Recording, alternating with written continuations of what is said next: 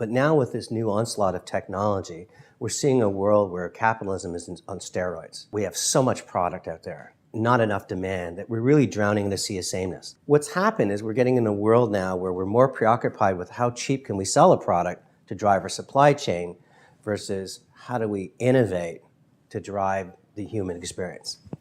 It's a tough job market for young people. But even if the unemployment's at 25%, you gotta believe you're better. You're in the top 75%. So ignore the negative, ignore the news, ignore the cement that people are putting around you, and realize you have so much to offer. You're coming at it, you're digitally immersed.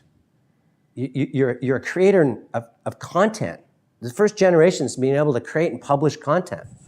You have your own paparazzi. Your entire life is being photographed, so you're constantly changing and looking at things different. You could be gamers. You care about the planet. You care about purpose. You're going to be the lifeblood of this economy going forward. I think there's pockets of great creativity in this country. I think we've seen obviously out of Waterloo, which came, RIM and a variety of other companies came out of Montreal, Ubisoft, and the gaming industry. Vancouver's got a strong gaming culture. Toronto's got an incredible creative community. So there's unbelievable pockets of activity, but there's no overall vision that can kind of curate it and amplify it in a way that the world says, for creativity, think Canada. My core belief is that the gamification of society, that this new generation has grown up with cognitive learning through failure. Often through gaming, you fail, you succeed, and it fires almost the same genes as the hunter genes. It's a whole different kind of individual that's coming in. They want immediate feedback, immediate response. They want to improve consistently and constantly. And I think it's our job now to allow that kind of talent to open up the possibilities in an organization versus forcing that kind of extraordinary mind to play by our rules. If you're not a gamer, become one.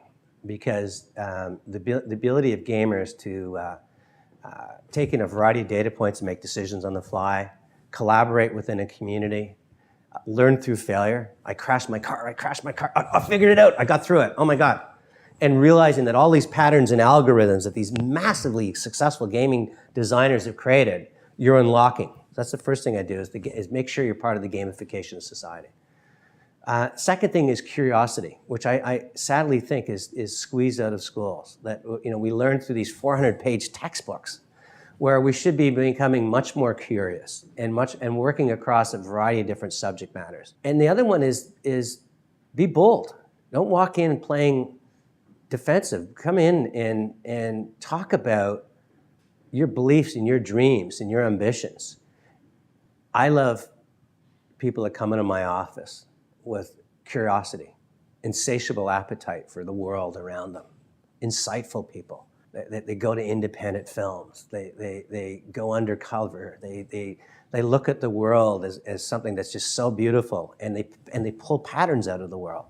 I love gamers because their ability to work collaboratively. The future is going to be about constant experimentation because the world's changing so much.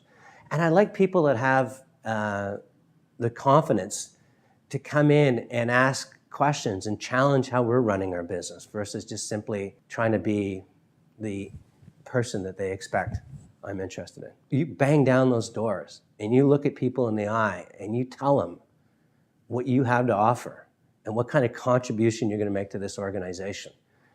And you show up prepared with ideas. You show up thinking about the business of doing business, their marketplace, their supply chain. And you come in there with that passion and that excitement and that energy. Because I'll tell you what, the generations above you have been beaten up for the last 25 years. They're tired, they're rusted out, they're hurting, they're paralyzed, they're living in fear. And what you could bring to an organization is this incredible positive energy.